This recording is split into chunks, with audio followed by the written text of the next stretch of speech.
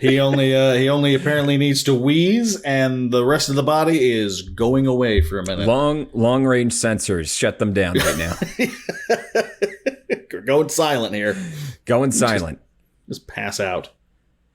You know what is never silent? What's that? Hey there, everybody. I'm sorry. I interrupted Phil's wine sip, but welcome to Pixel It. But that might be the most accurate one you've ever done. You know what's never silent? Pixel It. Pixel It. It's never we silent. We never shut the fuck up. It's never silent. If you are looking for an hour to an hour and a half of two middle-aged geeks talking constantly, you've come to the right show. My name is Kevin. Oh, yes. With me, as always, is Phil. Hello. And today we are talking about Assassin's Creed, Bloodstone. Yeah, that's a graphic novel. It's based on the Ubisoft creation of the same name. So, yeah, if you know what, here's the thing. If you haven't heard of Assassin's Creed, first of all, I don't understand how you found us. How did you get here? How did you get here? It's like the Madden of open world games. Yeah. Wow. Kevin over here dropping goddamn truth bombs. That is poignant. They got one that comes out like, I don't know, every year or every other year at this point. Yeah. It's a series developed by Ubisoft. It was created initially because they were making a Prince of Persia series, and then they wanted to make it open world. So they had the Sands of Time Prince of Persia game. They're like, all right, I think Sands of Time was the one that they turned into that movie starring Jake Gyllenhaal. Yeah, that is the one. The one.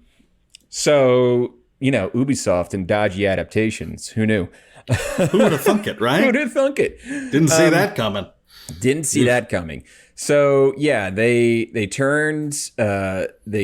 a 3D adaptation of Prince of Persia, and they wanted to make a open world style game. So instead of Prince of Persia, it became its own thing, and hence we have Assassin's Creed. And the first one was released in 2007. It was set in the Middle East, I believe. That was the first one. But the series really did not pick up until 2009 when Assassin's Creed 2 comes out.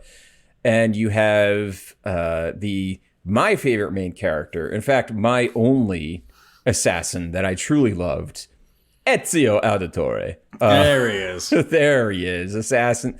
He's just, just the best. And it was set in Renaissance Italy. But since then, there have been Assassin's Creeds from pirates to colonial stuff to Native Americans, right? I wanted that. That was 3. I wanted that one to be very good so badly. I've played more I think Assassin's Creed might be the franchise that I have hated the most and played the most of. Yeah. For a long time, I kept giving them chances because it seemed like something I should like, and I never liked it. And then Black Flag came out, and that one was great for the most part. And I kept giving them options, and I wanted 3 to be good, and because I thought that was cool, Native Americans and colonial stuff and all that, and it was not. I think the last one I played was the Egyptian one that came out a few years back. Yeah, I think and the 2 most recent ones have actually had pretty good reception overall, and that is Odyssey and Valhalla.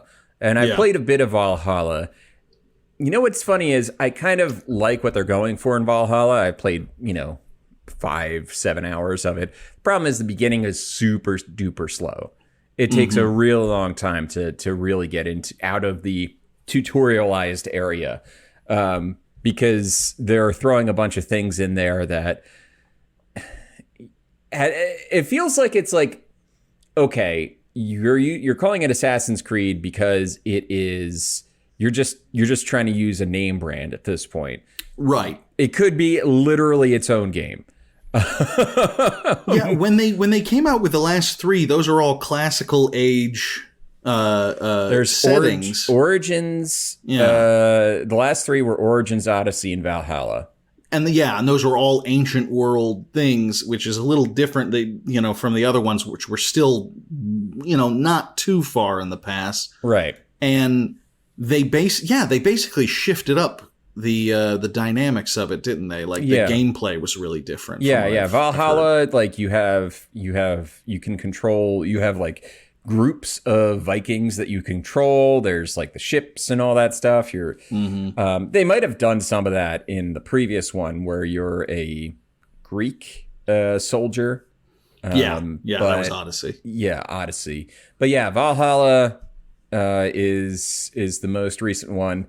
And since then, Ubisoft has been mired in a poop ton of misconduct allegations. Ubisoft is just garbage fire, and they continue to be. I feel like they did something dumb recently, and I can't remember specifically. Well, that's the thing. Between them and Activision Blizzard and like another big one, they're just constantly being swamped with all of this boys club bullshit that they refuse to properly handle. And so the news kind of blends together. You just know generally that all of them are kind of full of themselves on this one, and it's disappointing. Yeah, they got into blockchain at the end of last year. That's I right. don't think they've backed off on that one yet. You know who did? Who? Tesla. Oh, yes. They sure did. As of today, they sold 75% of their cryptocurrency investments because they were taking the pipe on that shit. That is, and then Minecraft basically said, "Hey, guess what? No NFT shit in Minecraft. That's against the concept of Minecraft." And it is distinctly against the concept of Minecraft. Yes. There was an NFT overlay called like NFT World or something like that was people used with Minecraft that just it got banned, and its value went from having value to not having value pretty much overnight. Well, I mean, Kevin, let's be clear. It never had value. It never had value. It's all fake. The points don't matter. It's like, come on, guys. Man. You're imaginary. You're just investing imaginary money into more imaginary money. Right. Money's not real, and you expect me to believe in NFTs? I don't believe it. So that's pretty much the Assassin's Creed series. It's had its ups. It's mostly. It's been mostly down. Well, I just got to write this down. Political rant. Check. All right, we're good. We covered our quota. We'll go over quota. I think we'll probably have something else to say. We're givers. We want people to have more than they bargained for. We like to give our unfiltered, unasked for. Nobody asked us, but we're going to give it to you. We're giving it to you. Yeah. Pixelit going to give it to you. And by it, I mean just tireless leftist rants. That's just where we go. We're just going to get ranty at some point during the episode. Forever. Those of you, and we can't even blame drink because Kevin doesn't drink. Yeah, no, I just say it. He's just naturally passionate. I'm very. You people passionate. Don't know who you're messing with here. It's too much passion. Kevin will fuck you up. I will in the realm of ideas. Me and my Summit Diet Cola.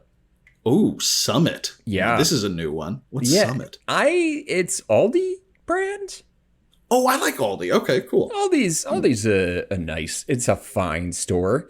I like Aldi. I appreciate a store that gives no fucks about merchandising. Yeah. And I appreciate a store. Just throws their product right on the ground. Like, and they let their cashiers sit. Yeah. Because they're like, oh, you're a human being. Yeah. And if you call the store, no one's going to answer. Yeah. No, fuck There's it. like one phone, and no one's going to answer. But you know what? You're going to get all of your week's groceries for $60. Yeah. So just do it, man. Just do it's it. awesome. Aldi, please sponsor perhaps, us. And perhaps some other nonsense if you walk down the aisle of shame. Like pool noodles. Pool noodles that you don't need. A beach chair. You know, a whatever. radio, like a clock radio. A waterproof clock radio that you hang in your shower. Absolutely. It does. It's not $7.99. So $7.99. It's not Bluetooth. No, it's literally just a clock radio, waterproof that hangs in your shower. It's all AM, no all FM. AM. So it's a lot of right wing talk radio. But you know what? $7.99 can't beat it. It's fun to shampoo yourself while listening to Rush Limbaugh's Ghost. That's all. Yeah. Oh man, that guy is so fucking dead, isn't he? He's dead. He's dead. Thank God. Oh, man. Hey. Don't pour one out for Rush Limbaugh. Drink it down. Drink it down. Drink celebration. It Cheers to yourself. Cheers. Sláinte. Anyway, Phil, can you tell us a little bit about the authors? I'd be happy to. Yes. This is a 2-issue comic run. And it is written by Guillaume. I'm thinking Guillaume. Please, our French listeners. It's Guillaume. Guillaume. Thank you. See, I was kind of going in a weird Spanish-Italian direction. Guillaume d'Orson, who is a French writer who mostly work for hire stuff. This guy has done plenty of video game adaptation stuff. A lot more Assassin's Creed, but we've also got Devil May Cry and Lost Planet of all things. Do you remember Lost Planet? It sounds familiar. It was I think it was a flagship 360 franchise. It was like it's like a shooter based in Antarctica not Antarctica, but like a frozen planet with giant, crazy alien monsters. Oh, you know what? It looks like the Aldi brand's version of Dead Space. Yeah, very much so. Very much so. Less horror, more action. Yeah, very much so. I remember playing it, enjoying it, but it wasn't anything to write home about. Yeah, I'm just kind of amazed they adapted it to anything. He also did adaptations of The Little Prince, which I believe, if you're a French comic book writer, is required by law. Yeah, everybody has to. You're not allowed to leave secondary school without. Yeah, you've got no choice when it comes to that sort of thing. It was illustrated by Ennio Buffi, who I know even less about. He's an artist from Turin in Italy. Of the Shroud. Of the Shroud, the famous Shroud. He's actually worked with, this isn't his first time working with a French writer. He's well known for working with the French scriptwriter Richard Maranzano on a series called Clandestino. But other than that, nothing. Clandestino. Hey. It's a spicy clandestino. I'm sorry to the Italians listening, but that's. I am not. It's and that's about all I could find about our artist. And then our colorist is Andrea Meloni. Picture not found. He did not show up to picture day. No, an Italian colorist. So it is a French writer working with Italian artists on a Quebecois-based video game. It is just the most insufferable accent you've ever heard in your life. Yeah, comic books and Europeans who drink a lot of wine and hate Americans. So we're in for a lot of fun. We're in for a lot of fun, I think. Yeah. But we weren't. Narrator. Okay. But they weren't. All right. So quick summary, because we're not going to do a beat for beat for this one, because it's This might not be the longest episode we ever do. This is probably going to be a relatively short episode compared to some of our recent ones, just because. Oh God, I can't tell you what happens. I was reading this and I was so concerned that I missed something every page. Yes. So basically, there's a guy. His name is oh fuck, I already forgot his name. Is it Tomo? Tomo. Okay, Tomo. Yeah. Tomo. He was basically he was in an assassin hideaway camp when he was little, and some rogue assassins came and killed his mother, and his mother's boyfriend Hajime basically takes Tomo and raises him as his own son, sort of, I guess, and doesn't really flash forward 16 years because who the fuck cares about establishing their relationship at all. And Tomo has been spending his whole life up until this point searching for the guy whose name is Gorm.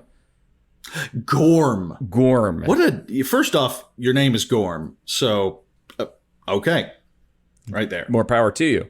Gorm, Gorm, the Gormless assassin. Gormless, a word. It lacking intelligence. Okay. Yep. kind of duller. Dull. So Gorm is supposed to be smart. I guess so. I guess. Yeah. I guess. I feel like it's one of those words that, like, no matter what form you put it, like flammable, inflammable, it's like right. Yeah, Gormful, also fucking stupid. Stupid. Yeah. Yeah. So he spent his life hunting for this guy named Gorm, and this is where the plot gets so convoluted. There's the plot thickens, and by thickens we mean it gets dumber. It gets dumber. There's way too much flour in the soup. You're over thickening it. Oh, this is not a soup anymore. It's a roux. What are you doing? But a roux would be delicious and tasty. But a roux would be delicious and tasty. Oh no, it's burning. It's getting chunky. How did it become the worst biscuit ever? It's turning into a biscuit in the pot. Oh, you're never gonna get that out of your cast iron skillet. Nope, just throw it away, kids. Just throw it away. Go to Aldi and pick up a new pan. Aldi. Remember the good times we were talking about Aldi. Anyway, it was awesome. He figures out that there's a doctor and she's mind wiping people using the thing that the Abstergo whatever machine that they use in all the dumb Assassin's Creed games, which is all of them because it's a dumb plot device. They should just can we put a pin in that so I can come back and go off our rant there? Because there's a quick rant here. The modern day stuff in Assassin's Creed is the most pointless bullshit ever. It's the worst. Every Assassin's Creed game would be made better if they just got rid of it. And it was just doing a story about this guy. Yeah. That's all you need. It's just an anthology series. That's fine. It's a hat on a hat. Yeah. You don't need the mod. Oh, okay. Yeah. Phil might be having a stroke. Black Flag. I'm going to lose my shit. There is actually a video. I will have to find it and send it to you, Kevin, so that you can cut in audio of me doing a Let's Play. Back when I still did Let's Plays, I did a Let's Play of Black Flag, Assassin's Creed 4. 7 years ago. This is yeah. Oh no, it was 3. It was Assassin's Creed 3. Yeah. And when you get to the last episode, it's like the last episode is an hour and a half, and the last hour is just me going off on a rant on how pointless the Abstergo shit is, about how every time you start to feel like you're building up some momentum and having fun in this world, you're like, you know what, the controls are kind of sloppy and this is kind of weird and that feels a little padded, but you know what, this is fun actually, it is kind of neat and I'm having fun doing the jumps and stuff. And just when you're starting to get into that mode, they're like, you're in the real world again, and you just have to start over. It's like every time you're about to climax, your dog comes in and punches you in the face. It just, and for whatever reason, you're convinced I've got to finish, and so you've got to work yourself back up again while the dog's just over there rapping his knuckles and going, "I'm coming for you, motherfucker." That's Assassin's Creed. It's so frustrating. Assassin's Creed is your dog not doing anything dog-like, but punching you in the face. I may not be a dog owner. I may misunderstand what dogs are capable of. I mean, it's fine. I know cats throw punches. I know cats will throw hands. Like a cat, but with more weight. That's what I was going for. Exactly. A golden retriever walks in and just punches the shit out of you. Just decks you. Just right in the face. Right in the face. And you're not sure what happened, and you think maybe it was just a mistake, and you continue on. The second time, I mean, fool me twice, shame on me, you know? Right. This is kind of my fault. And that's Assassin's Creed in general is, you know, you play one of them, and you're like, okay. And all right, you know what? That's shame on you. And then you play another one, and it's like, really shame on me. And then you keep playing them, and just shame on me forever. Forever. Forever. Just a sadness bowl of a game. Yeah. It's just, it's pretty enough and just interesting enough to keep you going to the next little, checkpoint, essentially, and it just keeps going, and you feel drained by the end of it. I don't know how they do it, but it's fucked up. Yeah. Anyway. So the story continues with Tomo going undercover for the doctor who's doing the thing, and we get the twist that the doctor is also l'assassino, or an assassin, and she's part of the Brotherhood. And she is doing it for some reason. The reasons are unclear. And then Tomo starts using the machine. She starts having Tomo use the machine to go back and find out what happened to this other rogue assassin, who he has a Russian name. Who cares? Doesn't matter. No. Trust me. Trust us. It does not matter. Who cares?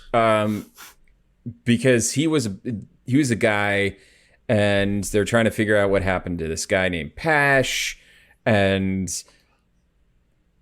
there's moments set in Vietnam, and there's like hints that maybe it has something to do with the Gulf of Tonkin. And there's a scene where one of the dudes assassinates JFK. And all the while, the art. There is not one character that I can differentiate from another character. None. Do you remember that episode? I think it was like the third to last episode of Game of Thrones, the battle, and it was like so dark, and you couldn't see shit. This is that in comic book form. Yeah. You do not understand what's going on. You're aware that things are happening. The names are coming so fast and so furious. And there's no Vin Diesel in sight. None. Just brown-haired men. No family. There's no family here. This is not an Olive Garden. And we're just brown-haired men talking to each other about killing other brown-haired men, except there's a blonde woman, but she's also pregnant, so she's clearly the person. Anyway, some fucking shit happens. There's some twists, some turns, and everybody dies by the end. Everybody dies except Tomo and a girl who isn't really a full assassin. Who wasn't really full assassin. He was just remembering how to be an assassin because I think he was like an administrator of the assassins. He knew how to hack some computers. That's about it. Right. Like he was one of them. It was kind of like, it was like Burn After Reading, where the guy works in the CIA. He was an analyst. Right. You know how in Clear and Present Danger, Jack Ryan was not the guy that they put out in the fields. It's like in recent Jack Ryan movies, they've made Jack Ryan like a badass, and that was actually the thing about the character. Pin in it. Okay. Here we go. We're pinning things to the wall, my friends. Because we're not talking too much about this book. All right. The thing that everybody misses about Jack Ryan stories since Harrison Ford left the role is that Jack Ryan is not a badass. He doesn't, he's not the guy with the gun. He's not the field experience guy. He talks his way out of situations. And he gets the upper hand just by knowing things, not by a shootout. And that was how he was portrayed when Harrison Ford played him. That's how Alec Baldwin played him. He's an analyst. Alec Baldwin played him. Yeah, Alec Baldwin played him. He's an analyst. He's an author. He writes books. That's what he does. That's what the character does. And then since then, he's become a little too action hero-y. Inexplicably. And they cast John Krasinski to play him, I guess maybe to throw us off the trail of what they were trying to do. Yeah.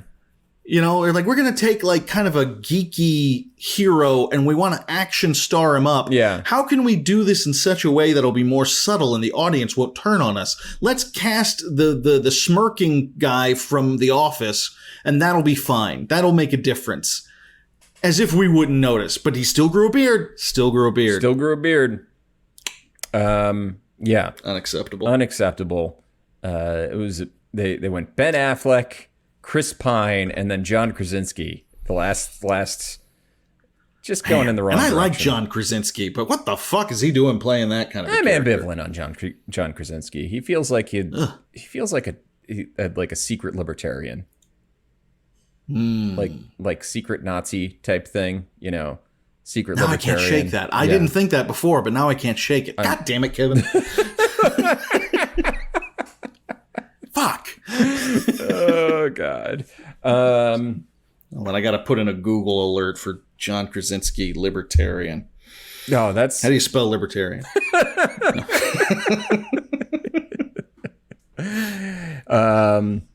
Anyway, where were we? Pinned. Oh, yeah. Tomo gets away at the end because instead of giving the villain woman the access code, he gives her a Trojan horse code that causes the big bad evil thing that she's going to unleash on the world, which will wipe everybody's memories and have them remember something else, or evolve humans. I don't know. Her what she wanted to do was really unclear.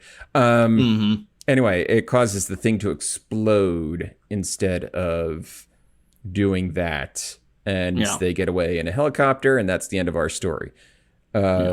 This is automatically bottom of the list for me. This was worse than the Bloodborne series. Yeah, Bloodborne 1 and 2, great. 3 that's true. 3 looked better after reading 4. 4 was terrible.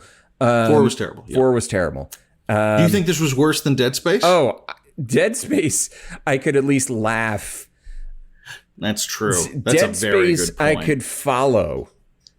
Yes, that is absolutely true. This was basically incoherent in storytelling. Yeah. It would jump around. Like, there's one scene where it's like Tomo wakes up and out of the Abstergo machine or whatever, but it's the old dude, the Russian guy is in his head, and he's not Tomo, and he kills all the other assassins. There's a bleed of the the person that he's in the thoughts of that comes back. There's two panels where there's Hajime, his adoptive father, who's like, I'm sorry, Tomo, I have to do this.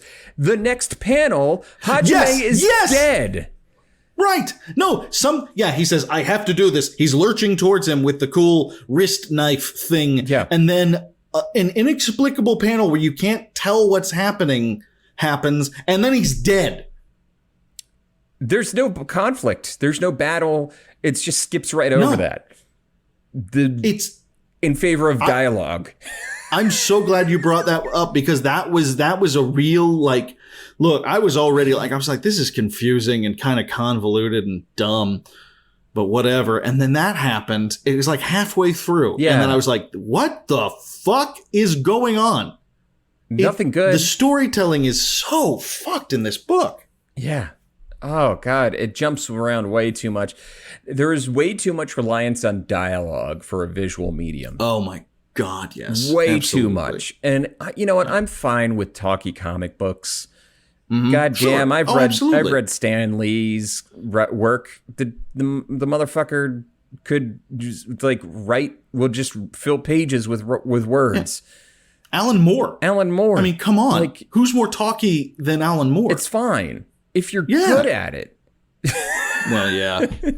That is the key, isn't it? Here's the problem is that when you're good at it, you can understand the difference in the way the dialogue is written between your characters. But when you have nearly unidentifiable characters because the art, you have trouble like keeping track of who is saying what. And then the dialogue is so it's so hack. It's that there is no, it's just dialogue. There's nothing in there that's it just feels like it's filling the page. It's filling the page. This could have been really cool if you just slimmed it down to a revenge story. Yeah. I just have one character doing a revenge story. I'll give you a great example. All right. Our podcast isn't going to be able to see this, but if you're listening on the podcast, do us a favor. Google Assassin's Creed Bloodstone, the complete collection, so you can see the cover, because I want to analyze the cover. All right? So look at that. That's a pretty badass cover, if I do say so myself. As far as cover art, these are the two covers for the separate issues. The two issues that as far as cover, yeah, exactly. And as far as cover art's concerned, pretty cool. And it actually was to the point that, as we discussed before, it's like Assassin's Creed in Vietnam, which I was like, oh fuck, how are they going to handle this? This could be messed up, or it could be really, really good. I don't know. This has, and it seems to be setting up this idea of an assassin on the American side and an assassin on the Vietnamese side, some sort of mix up. They think the other one's a Templar, and it's just this 2-issue story of these two badasses in the jungle hunting each other. And that could have been amazing. Yeah. That could have been so much fun, and like a total Aliens versus Predator kind of like whoever wins we lose kind of thing. Sure. And Vietnam has almost nothing to do with this story. It is completely incidental to the story. Absolutely. Didn't need to even be there. Yeah, and they play like lip service to, like you mentioned before, they talk about the Kennedy assassination and the Bay of Tonkin kind of thing, and then like they pay lip service to the Assassin's Creed tradition, basically, of rewriting history a little bit so that like actual historical figures are involved, and which honestly is sometimes done pretty well. And that's pretty cool. It's just a throwaway. It's just this little throwaway kind of thing that doesn't mean anything. No. It means nothing. And if it does, it's lifeless. Then it needed to be better written. Yeah. For context, I finished House of Leaves yesterday, the same day that I finished this. Yeah. For anyone who doesn't know what House of Leaves is, it's a 700-page book within a book within a book, where the whole point of it is you've got to read footnotes, and they take you to appendices in the back of the book. So I'm on page 16, and then it says, for more information, go to appendix 3. Now I've got to read 20 pages out of the back of the book, go back. Yeah, if an adventure game was a book, it would be House of Leaves. Yes, it is Twine the book. Yeah. That's what it is. Yeah.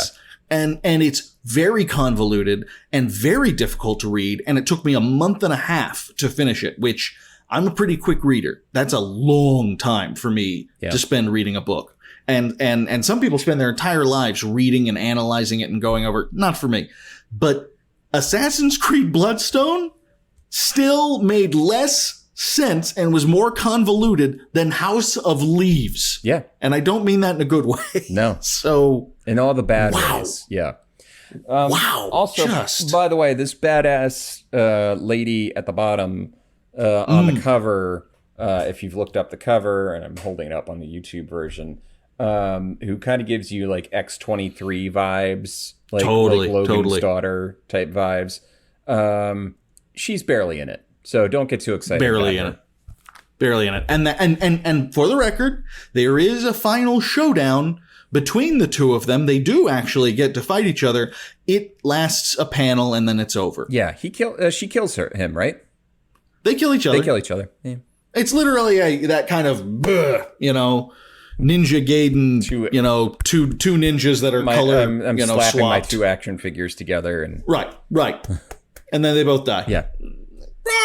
Like that's literally what happens. It's meaningless. I do not recommend Assassin's Creed Bloodstone. No. Bloodstone? No. Blood Gem? Bloodstone. Yeah. Mm-hmm. So, anyway. It was bad. It was bad. It was very bad. It was very bad. And by the way, Guillaume Dorison is the founder of Game Fan magazine. Huh. Which and like the more I look into his background here, there isn't much, but the more I'm seeing, like, this guy has worked within the video game sphere in like kind of a literary way. And so I'm assuming that's how Ubisoft came to him and was like, hey, do you want to, write us some comic books and stuff like that? Come to us instead, for God's sake. Yeah. I'm not going to pretend that Kevin and I are like the greatest writers to ever, grace the page. No. But as long as you're hiring if you're looking for people someone who aren't famous, take a flyer on us, we aren't free, but we can be bought. We can be bought easily. Absolutely. So easily. So easily. So I think we're not going to beat too much of a dead horse for this one. I think that's enough. Wouldn't you say? Yeah. So onto more fun things. Yes. What are you playing? Okay. So I started, I'm still, I finally quit Dead Space 3. Oh, good. I did the right thing. You did the right thing. It's been buggy at times, which I don't, that shit happens, especially with a game that's a little older. But I reached a point in the game where I kept auto dying and I couldn't figure out why. And I started like pulling up, Let's Plays of it to see what I was doing wrong. I wasn't doing anything wrong. There was just in my version of the game, I was auto dying and I restarted it, tried it again. And there was I basically would have had to start all over and that wasn't going to be worth it. Yeah, no. So I took part in the definition of self-care and I just went ahead and uninstalled Dead Space 3. You didn't even stop playing. You didn't just stop playing. You just quit. I erased it from the face of the earth. That is, as far as my computer is concerned. That is tremendous. I'm very proud of you. Thank you. It feels good. I finished it when I played it, but no, I understand. It's not worth it. But you're a far superior gamer to me, the so juice, it makes sense. Is not worth that proverbial squeeze. No, it is not. But you're a man who knows how to deal with punishment. You're a Souls guy. Yeah, so. no, I play the Dark Souls series. I put like way too many hours into Elden Ring. Right, several hundred, by the way. Yeah, and for those of you who recall our bonus episode with Pixel a Day, where we talked about Bloodborne. Oh yeah, you quit. I am not good at that shit. Yeah. I was done. I considered continuing my fabulous horror game streak, which has gone on for the better part of the year. And instead decided to finally go ahead and boot up Leisure Suit Larry: Wet Dreams Don't Dry Part 2. Oh, which is If you don't know Phil personally, Leisure Suit. If Phil were a video game,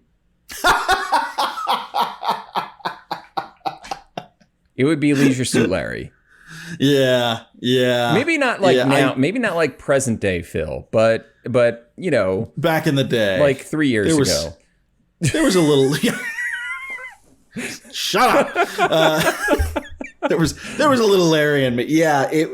I always loved that franchise. I still am entertaining the idea of writing a short history of Leisure Suit Larry as a book. Yeah, that would be fun. maybe for boss fight books if they'll accept my pitch, that kind of thing. Yeah. I did interview Al Lowe, and I've got, and I interviewed the voice of Leisure Suit Larry too. Oh. So I've got material to work with.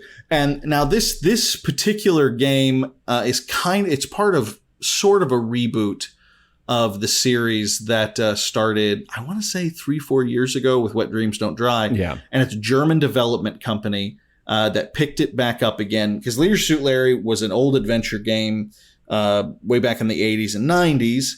The point and click kind of, was it LucasArts? It wasn't. No. It was Sierra. Sierra, thank you. Yes. It was Sierra, yeah. And it got kind of developed in the modern age with varying levels of success, not high levels of success. And a few years back, a German development studio picked it up and tried to create this kind of impossible task of creating a non-PC, and by that I mean politically correct, video game franchise for the modern age. And I actually think that with that first one, Wet Dreams Don't Dry, they did a great job, actually. It is still stupid, sexy dad humor with just dumb, dirty jokes. He's an idiot. Yeah. But he's also not a dirtbag, not entirely a dirtbag. It's far more friendly to, gay folks and transgender folks, stuff like it doesn't punch down the way that the old franchise did, which it was more acceptable in the 80s and 90s. That was just part of it. Right.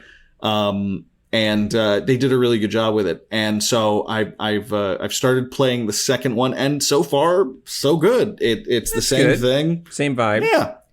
Yeah, same vibe. It's a dumb sense of humor, which I like. Yeah, why not? It is your standard 9-verb style kind of adventure, and picking up everything and trying to combine things, and maybe this will help you get through. Maybe it won't.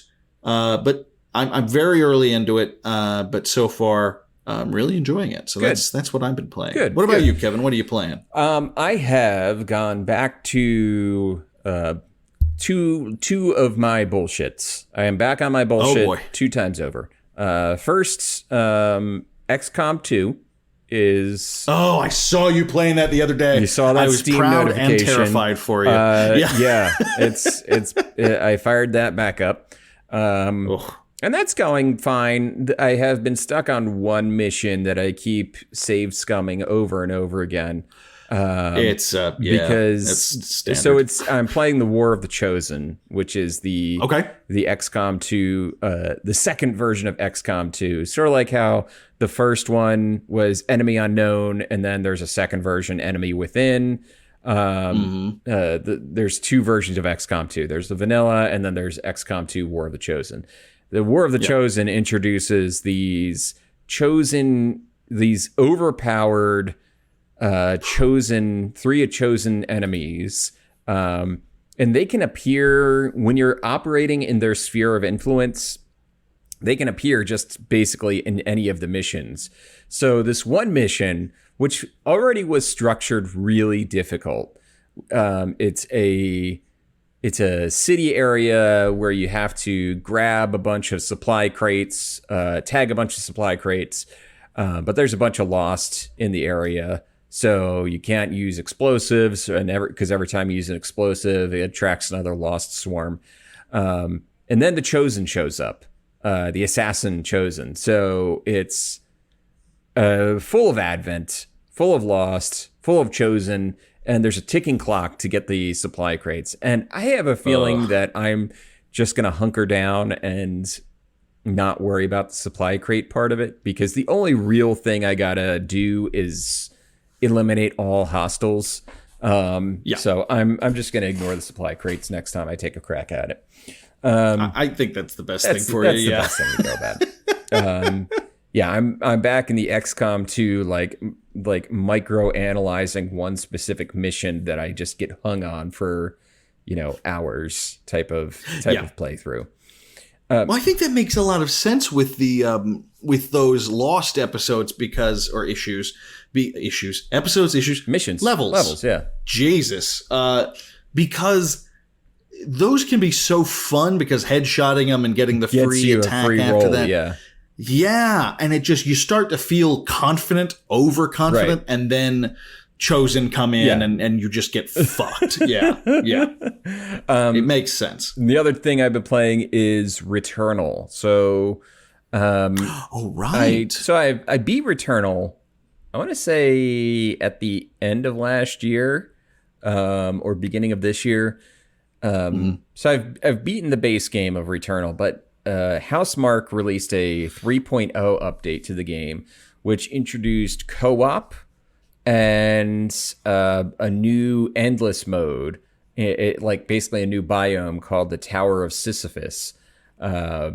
Where there are story elements that happen in it, but it's just a biome where you can just keep, as long as you are alive, you can keep going up into different rooms and fighting your way up. But there's no top of the tower. It's like the story of Sisyphus. The boulder will eventually roll back downhill.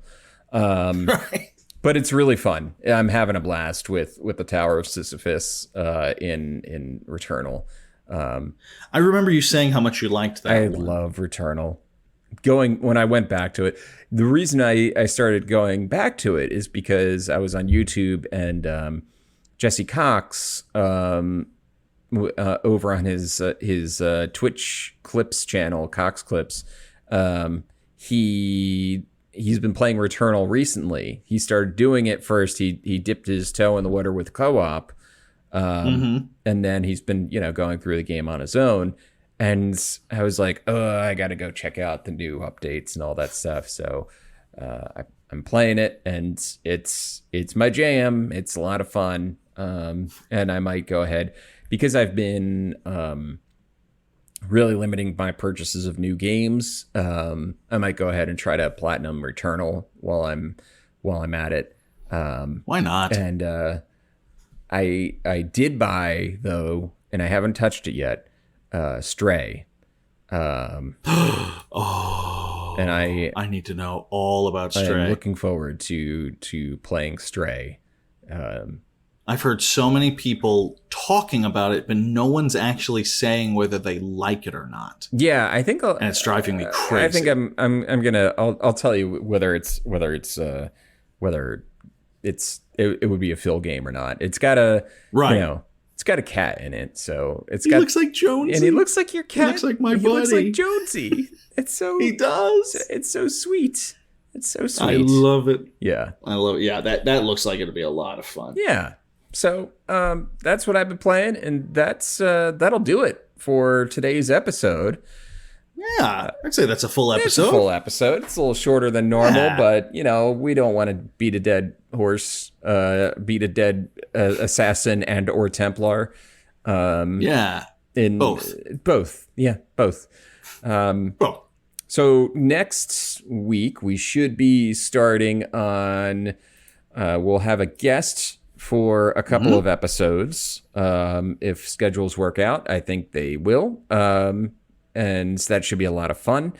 And we're just winding through this year. Before you know it, it's gonna be spooky season with some spooky books coming up. It's gonna be a blast. We have a lot of fun stuff planned for the second half of the year. So if you want to give us a hand, please follow us on Twitter and Instagram at PixelatPod. And also, if you can, oh, there we go. Your audio cut out for a second there. I was like, yeah. It was something started to. I muted myself. Oh, okay. It got weird. Like, what's going on? Things got weird. Mute. If you want to give us a hand, please follow us on Twitter at PixelatPod and on Instagram at the same handle, PixelatPod. If you want to check out our website, pixelatpod.com. It has all of our episodes posted with transcriptions of each episode and also links to our Discord and to our Steam curator page. Another big help would be rating us 5 stars on Apple. rating us 5 stars on Spotify, and now we are on Good Pods. So if you want to, you can rate us 5 stars per episode on Good Pods. So that that's each actually good. episode gets its own rating.